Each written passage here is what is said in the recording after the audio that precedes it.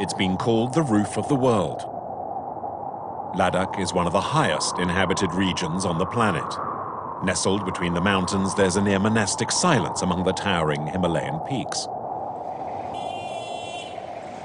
But like an evil spell, that quiet is shattered every morning when the city of Manali comes to life.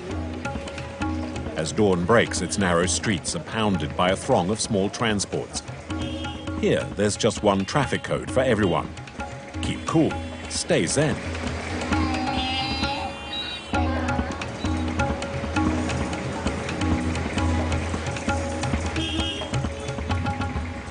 On the outskirts of town, two men and an ancient truck prepare to get to grips with the highest road, or more accurately, track in the world. Before setting out, Adjay, the driver, and Ali, his assistant, try as best as they can to load up 50 beaten-up jerry cans, whose condition conceals the fact they are carrying what for Ladakh is a prized liquid, tar. The precious cargo will be used for repairs 500 kilometers away to one of the region's rare paved roads. The trip is likely to be risky, so Adjay is leaving nothing to chance. The road is very steep, and there's not much oxygen, and if it overheats, it can break the engine. Does that happen often? Oh yes, it's happened to me before. Ali carefully checks each tire. If one bursts, they'll probably end up in a ravine. If there are stones in the tires, they could cause a puncture. I need to take them out before we start, or it could be dangerous.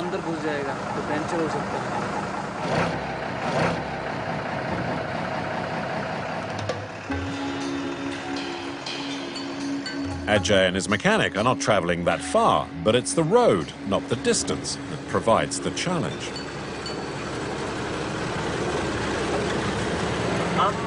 Manali to Leh, you've got to figure 3 days.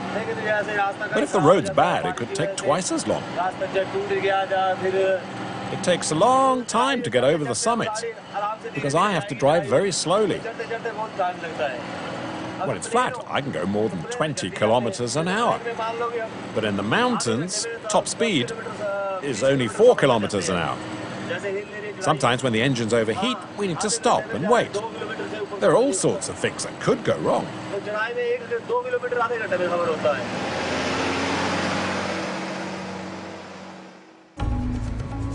The road can only be used for 3 months a year. The rest of the time it's buried under snow, which in some places can be as deep as a 6-story building.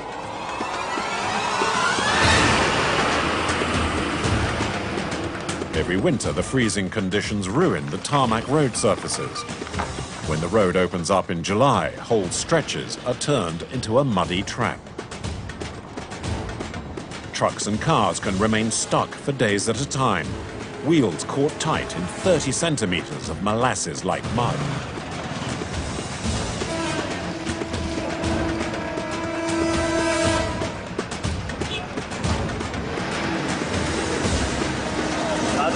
If the road is narrow and gets waterlogged, it can fall apart, and the truck can slide, and that's very dangerous.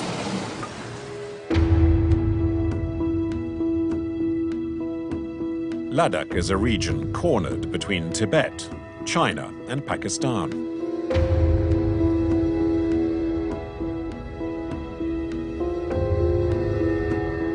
The Manali-Leh highway is hardly ever repaired, and for any driver to attempt the almost 500-kilometer journey, it takes a lot more than courage, as the road wends through some of the highest peaks in the world.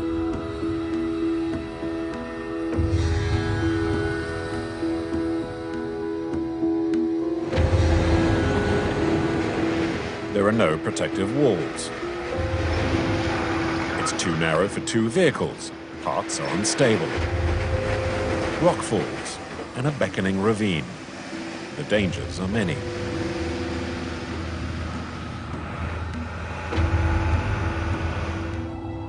The Changpa are nomads who live on the high, arid mountain plateaus. They're constantly on the move, seeking pastures for their herds of goats and yaks. The Changpa seem destined to disappear. The youngsters are no longer interested in having the same life as their parents. Life is very hard here. It's so cold. In winter, the temperature can drop to -30. Before, there were 70 families. Now there are just 15. The path to wisdom is often long and tricky, as Tenzin, a monk, knows all too well.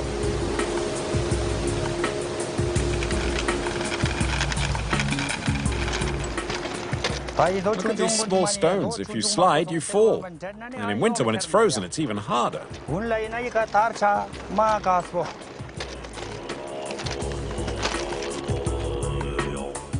Tenzin is a monk who walks everywhere.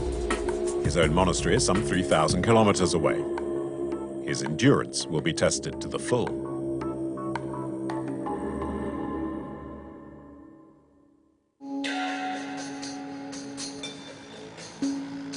In the foothills, the asphalt soon gives way to dirt.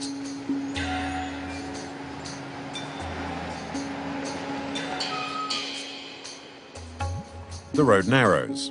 Adjay and Ali, his co-pilot, take on the first interminable climb. 50 kilometers of sharp bends on the edge of a ravine. When the road's so narrow and there's a vehicle coming in the other direction, what do? Well, sometimes we have to go on. Sometimes we back up. There's a system we follow, but it just depends where it is.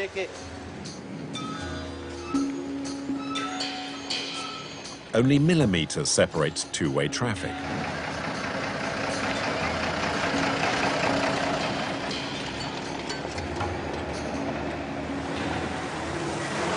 Go on, it's okay. Without Ali, his assistant, Adjay would have ended up in the bottom of the gorge on more than one occasion.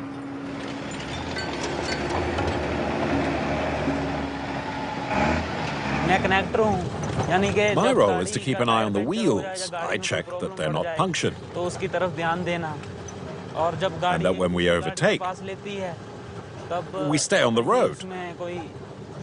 There's the mountain too. You need to be really careful on the turns. The driver can't always see if there's a vehicle coming, so it's my job to warn him.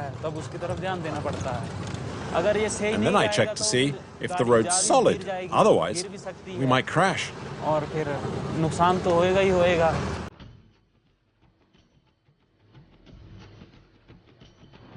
Ali mostly keeps an eye on the verges, as in some places, it's only a miracle that stopped them from crumbling away. They pose a real danger to truckers, having been subjected to the ravages of winter.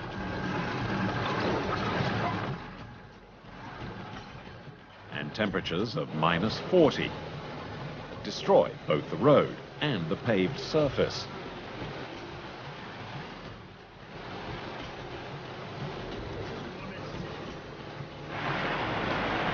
In some places, whole sections of the road have vanished.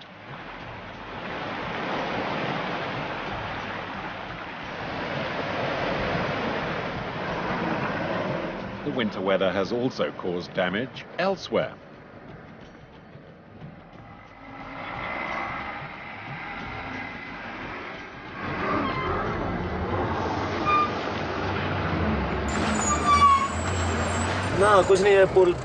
This bridge is very dangerous. It's very high up and it shakes. I hope it won't collapse. I'm worried, so I'm going to inspect it.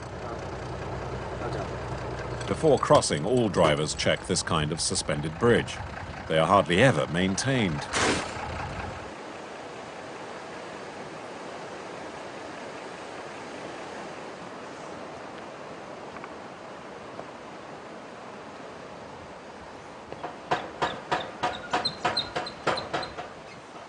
The suspension bridge can take up to 9 tons, and my truck has 9 tons of cargo on board, so I'll need to cross very slowly. See, the boards are broken. Getting the wheel stuck in between would be really bad.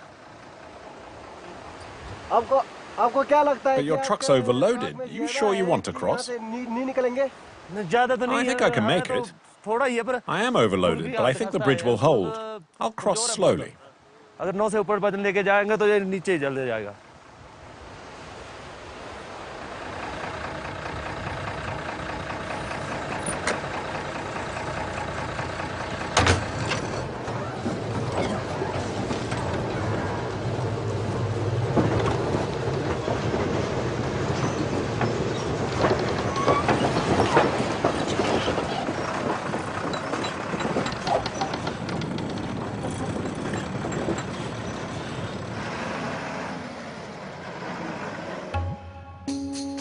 Unlike the rest of India, the region of Ladakh has no monsoon season, and it hardly ever rains.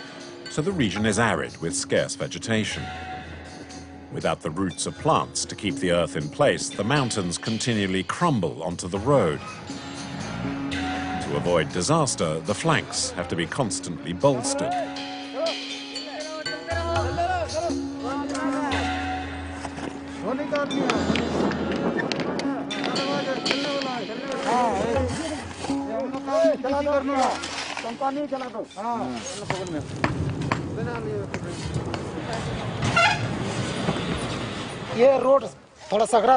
There's just been an accident down there on the Leh road. We're widening the road with a second lane here.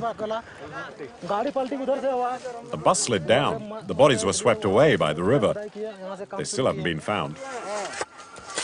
The workers come from the poorer regions of India. Hunger has driven them this far, and entire families slave away for the equivalent of barely €4 a day.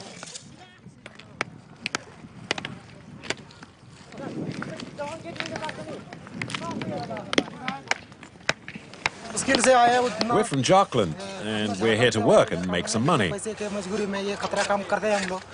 We work up here for 5 months, from May until October. There's not much oxygen up here, and if you walk too quickly, it's difficult to breathe. It's a very dangerous work.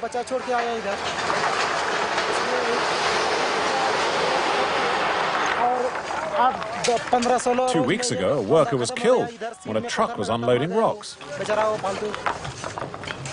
Road maintenance saves lives, but paralyzes traffic.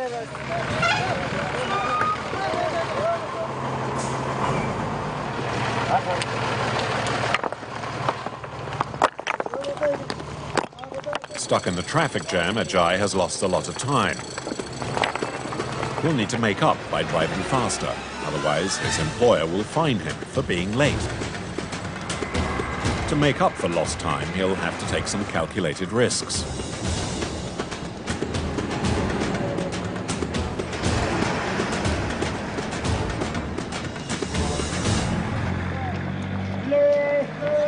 Tenzin is a Buddhist monk. He prefers to travel on foot, and with good reason. This is where people have died in accidents. On the memorial are their names and the dates when they died, and also why they died. Here, because the road is too narrow. It's really a very dangerous place.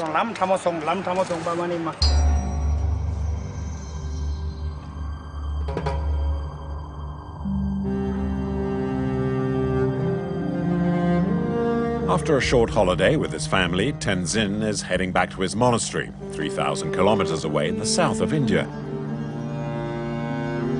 It's an epic journey that he'll make mostly on foot.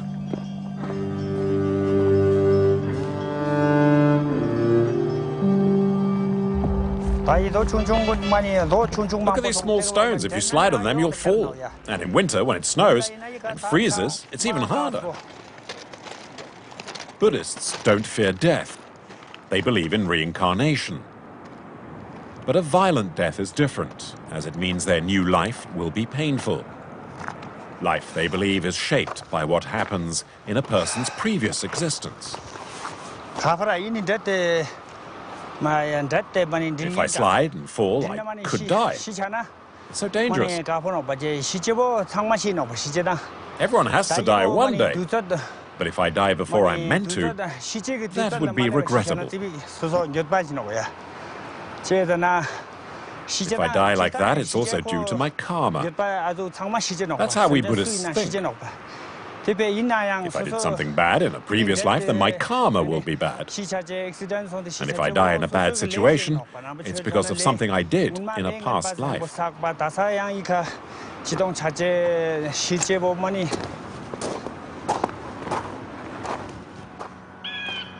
There are few villages in Ladakh. Barely 300 are dotted around a region twice the size of Switzerland.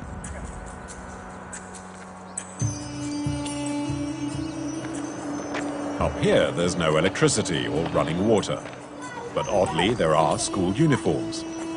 A legacy that dates back to British colonial days.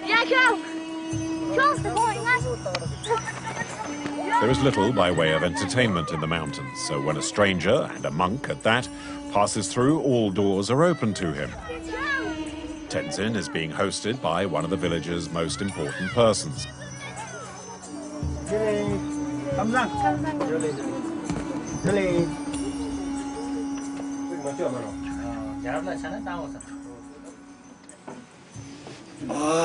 To honor her guest, the lady of the house has served tea made with yak's butter.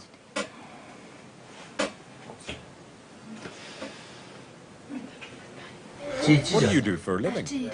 I'm a teacher. Up here? Yes, just over there. That's good. A monk never pays for anything in Ladakh. He's always invited. It's a sign of respect. I don't know what it's like outside of Ladakh, though. But here, that's the way it is. Tenzin has almost no money, so being fed by strangers is the only way he gets to eat.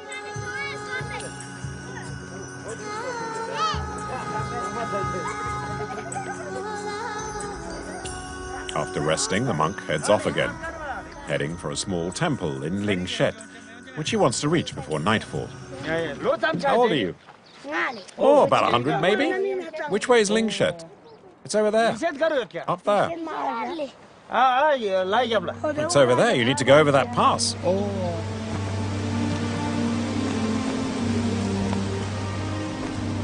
After walking for hours, Tenzin finally makes it to the summit.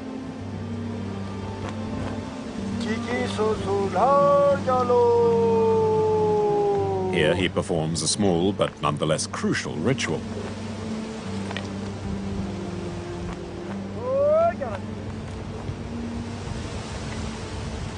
This heap of stones is known as a lato. Inside, there's a spirit that protects us.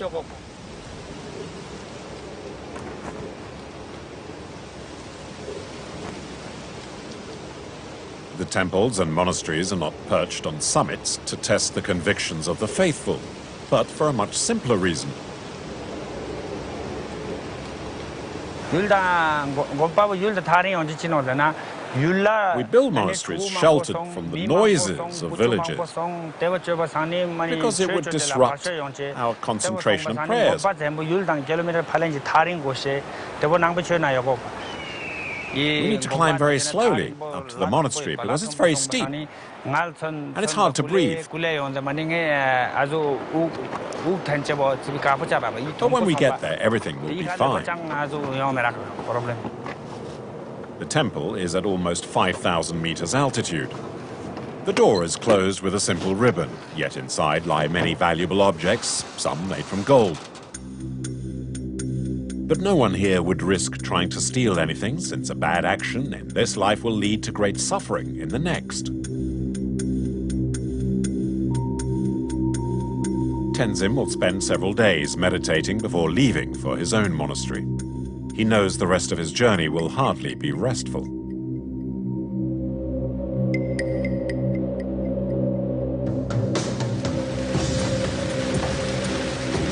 Adjay has been driving through torrential rain for several hours.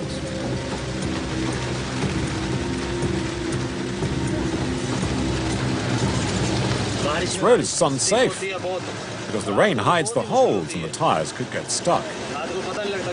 And then if the road is narrow and gets waterlogged, it can fall apart. The truck can slide, and that's very dangerous. The route gradually turns into a muddy track. Despite his familiarity with the road he's been taking at least once a week for 6 years, Adjay is on edge.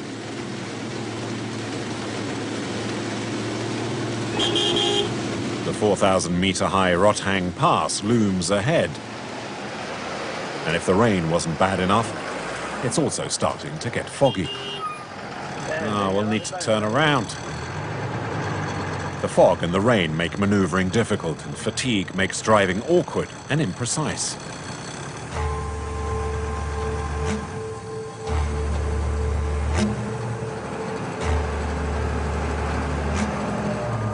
The ravine is always close by.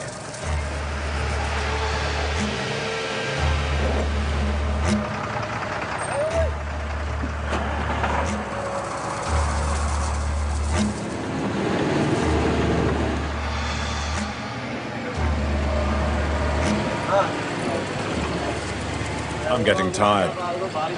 I haven't shut my eyes for 2 days. We work long hours and earn little. This type of road is no pleasure ride. We only do this to survive. Every day they risk their lives for a miserable salary. Aged 38, Adjay takes home the equivalent of 160 euros a month. Just enough to feed his wife and send his 2 daughters to school.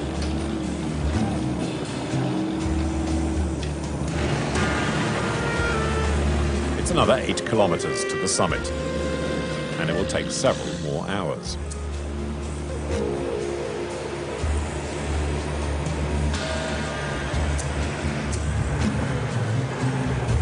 Hey, what's happened?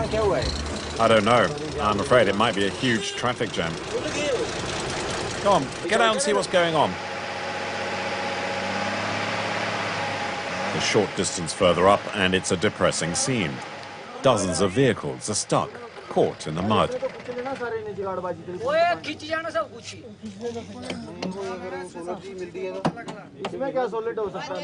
It won't start. Why? Because it's getting too cold.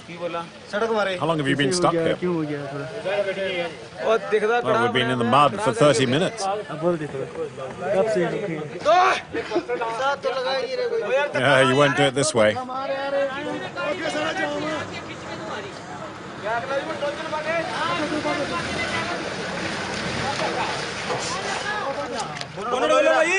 Open the bonnet. Tie the rope over the top. It's July. There's a steady stream of traffic. Indians fleeing the stifling heat of the plains seek refuge in their villages in the highland. Traffic jams occur every day, and for some it's the first and possibly last time. How many times have you taken this road? First time here. First time. Didn't you know it'd be like this? No, I've never seen anything like this. Sometimes it takes several days to get the vehicles out of the mud.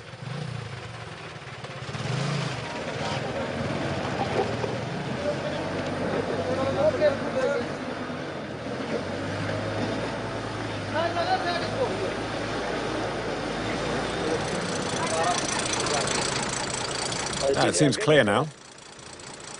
How many more kilometers is it like this? Another 3 or 4 kilometers like this. It's more dangerous for the smaller vehicles. What about my truck? Yeah, you'll be okay. Or maybe not, as when it's time to leave,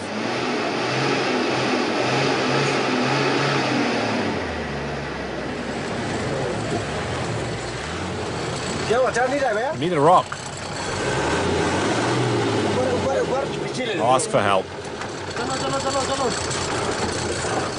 Hurry up then, come on, let's go.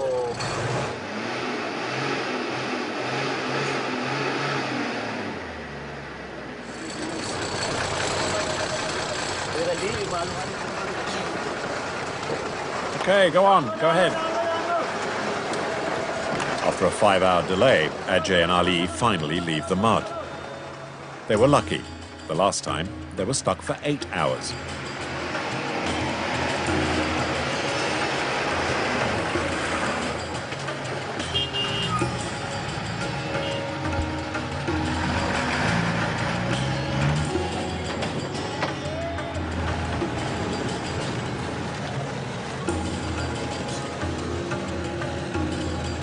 When they reach the peak 4,000 meters up, they are half a day behind schedule, and their friends had started to worry.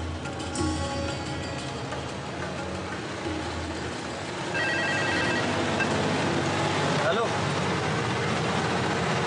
Hello. Ali! Ali. It's okay, I'm coming. I'm just on the Rothang Pass. My friend Aldi. What did he say? He asked me whether I'd die. To make up for lost time, the descent will be made flat out and more by guesswork, as the roads have become an ice rink.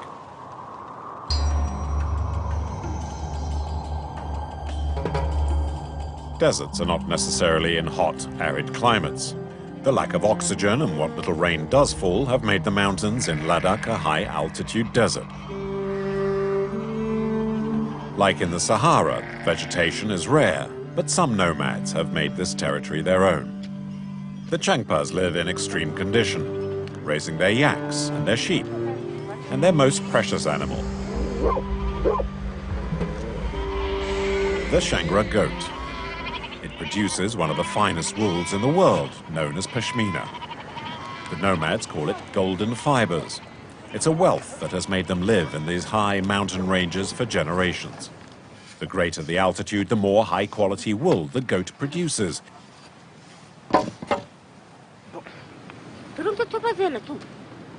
The nomads are about to break camp. The Changpas have to keep moving to find new pastures for their goats, which eat enormous amounts of grass every day. It takes just 3 hours to pack, and every transhumance is an excuse to celebrate.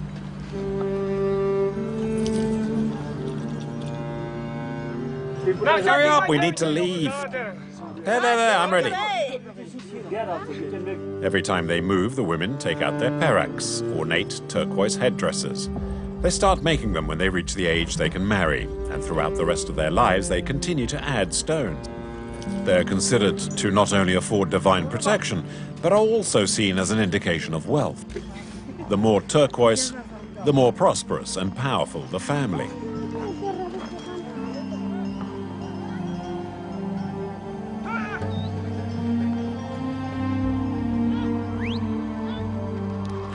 Grandpa, I can carry your bag if you like. No, don't worry, I'm fine. According to the experts, their way of life will disappear within 10 or 20 years.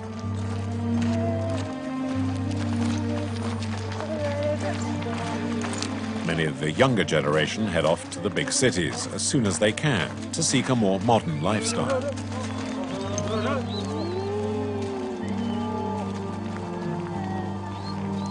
Some, like Barkham, however, say they won't abandon their yaks.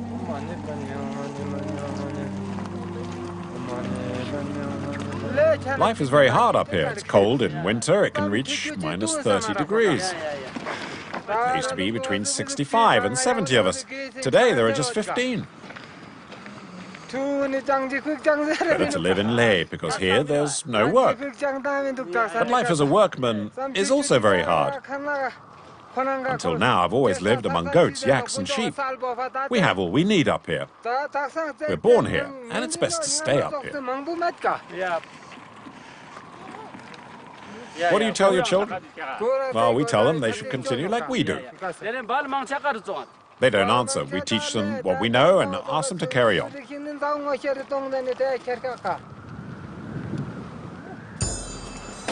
After walking for 6 hours, El Dorado is in sight. A small river bordered by a few strips of vegetation is enough to please both man and beast.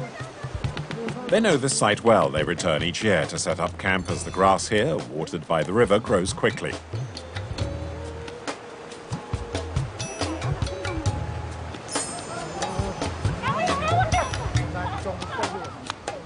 The abundance of food excites the animals.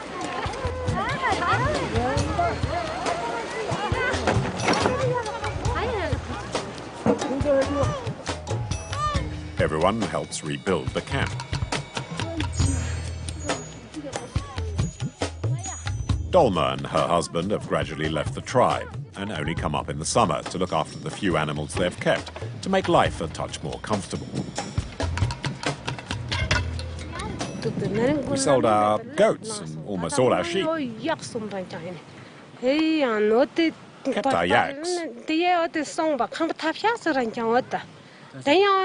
During winter we live in a small house in Leh. Do you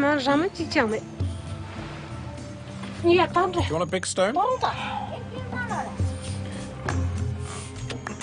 No, we just need to tighten the rope. These nomads will soon likely be living in the slums around the capital. In the not-too-distant future, the desert in the high mountains will once again fall completely silent. Or nearly. The noise of an old engine will, inevitably it seems, always break the silence.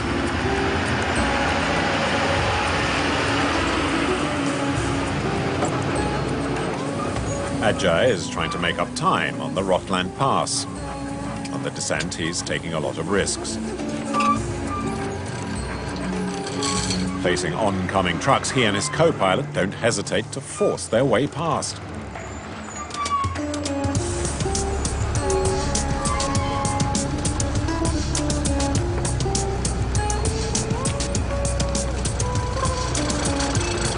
Come on, you can keep going a bit further.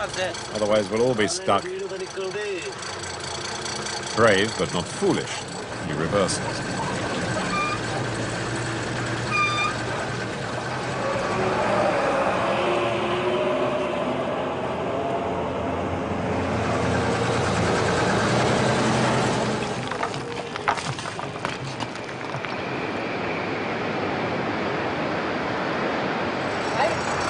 Thanks for going in reverse.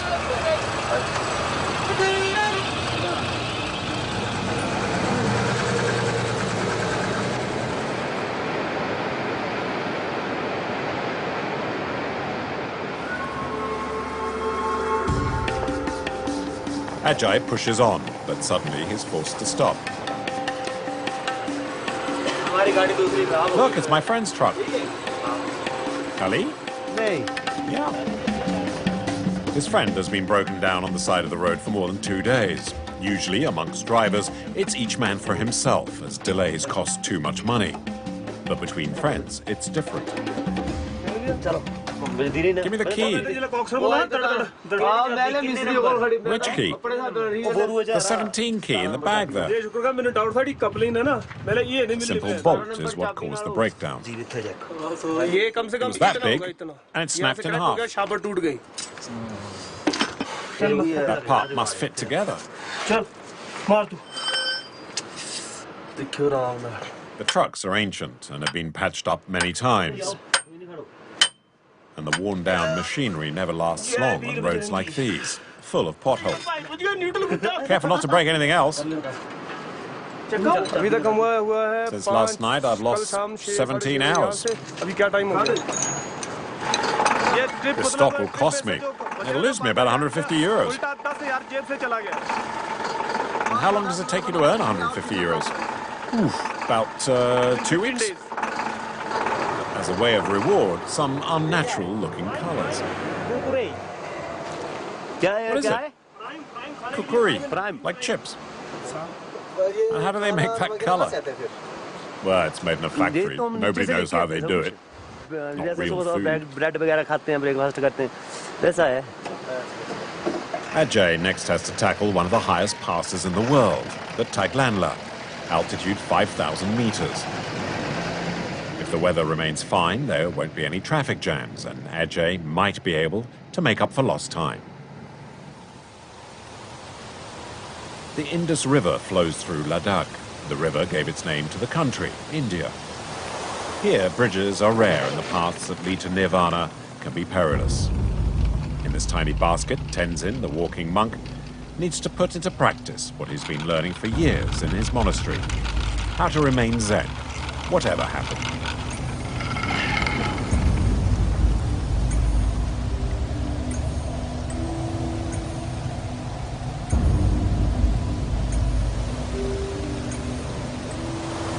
It will take 3/4 of an hour to cross the river.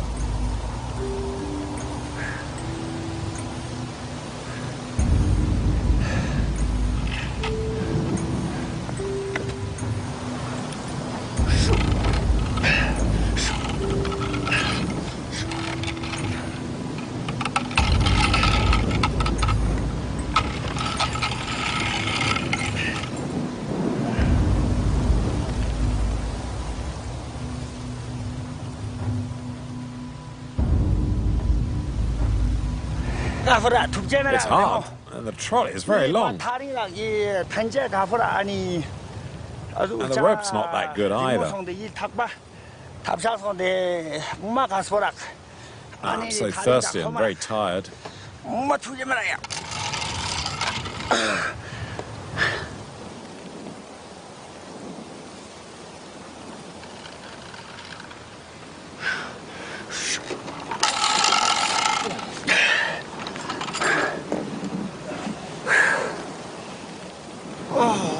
That was hard. I thought I was about to die.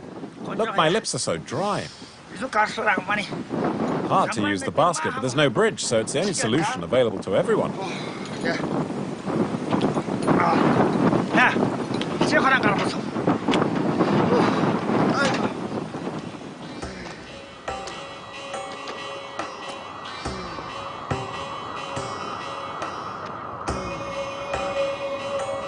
Leh is the capital of Ladakh.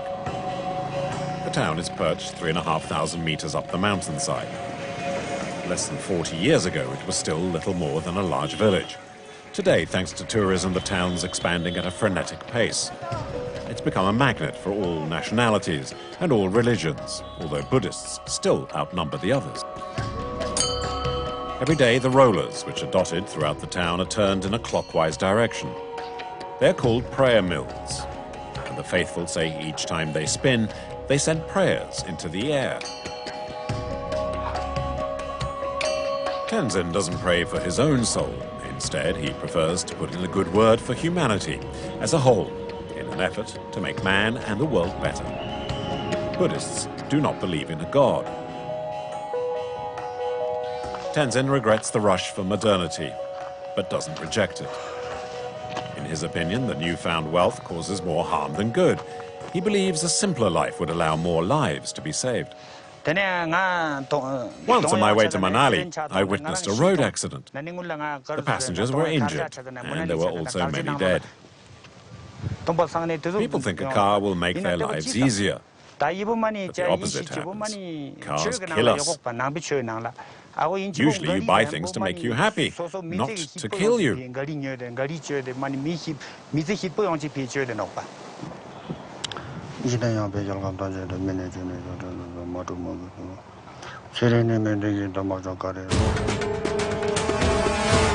If he had a choice, Adjay would give up the dangers of being behind the wheel of a truck. He didn't choose to be a trucker, but it's the only job he knows. And besides, his license costs too much to give it up now. For once, the climb up to Taglanla is a smooth one. At an altitude of 5,360 meters, the pass is one of the highest in the world. Adjay takes a short break to acclimatize his body to the lack of oxygen.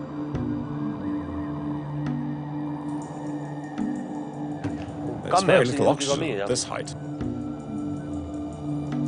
He gets out of breath very quickly. It causes headaches, sometimes even death.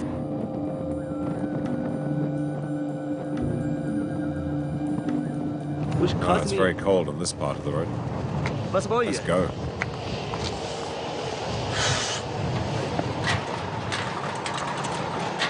It's the final stretch of his journey.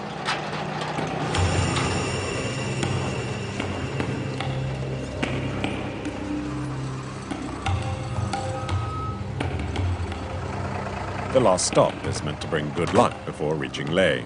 No one passes the mausoleum without paying their respects. A few years earlier, a driver died a violent death, and according to the truckers, his spirit haunts this part of the road. To remain in his good books, the drivers leave offerings, such as cakes, but occasionally death demands more specific objects. Well, sometimes he asks for water, so we give it to him. Cigarettes, too.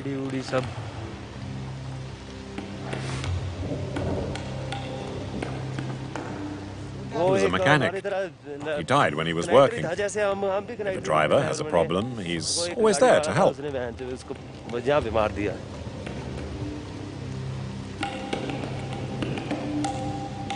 I used to be a mechanic too, and then I became a driver. And he also wanted to become a driver.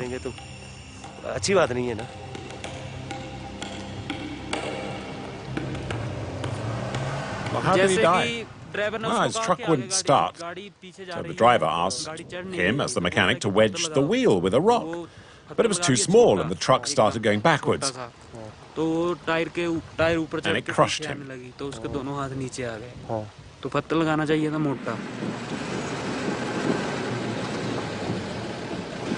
Ever since leaving Manali, Adjay has been driving under pressure.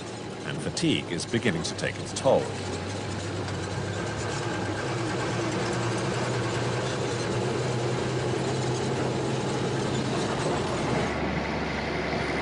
After 470 kilometers of unpaved roads and 7 days behind the wheel, Adjay and his co-pilot finally reach their cargo's destination. They want to offload as quickly as possible.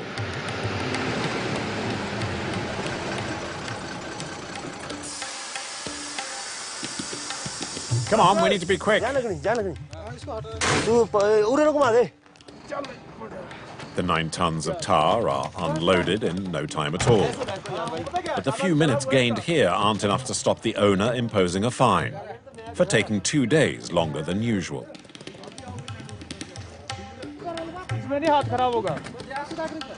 I had to get the paper signed, otherwise we wouldn't get any money at all. He said, give me 15 euros or I won't sign. Does that happen often? It's always like that when we're late. 48 hours that will cost them 10% of their salary. The 2 partners start off again. No time to rest. They set out for Manali to pick up another consignment of tar, hoping the next trip will be more successful.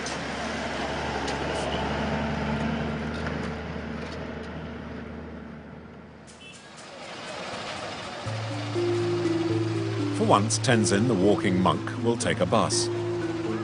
He has a good excuse. Is this place free? He doesn't want to miss the big religious festival at Hennis. It's due to start in a few hours, and he'd never make it if he went on foot. Why is it so crowded? Because there are only 2 buses a week that serve all the villages around here. Where are you going? I'm going to the festival in Hennis.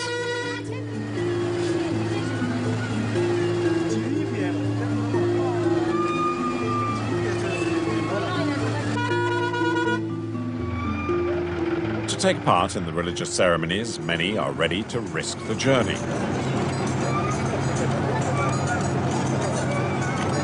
The bus is bursting with travelers, and even if he's a monk, no one is willing to give up their seat, and it's a 2-hour-long ride.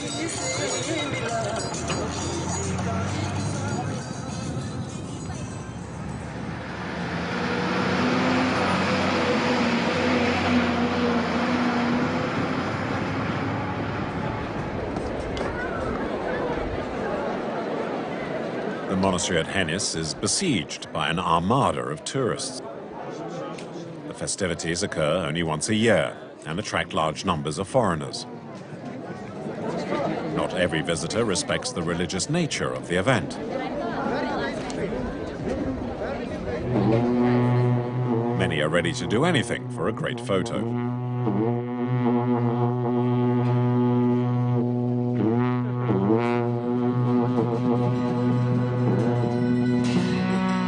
The sacred dances commemorate the birth of Padmasambhava, the founder of Tibetan Buddhism.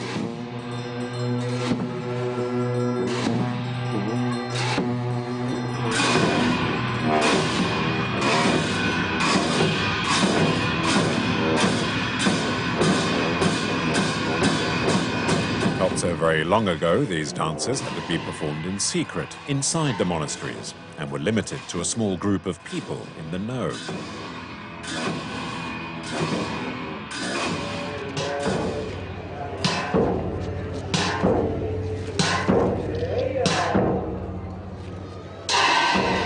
Tenzin believes there are far too many tourists and doesn't feel at ease amidst all these foreigners.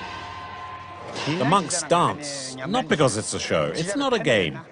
But for the tourists, the dancing is entertainment. If you don't understand the meaning of the rituals, you can't realize its significance.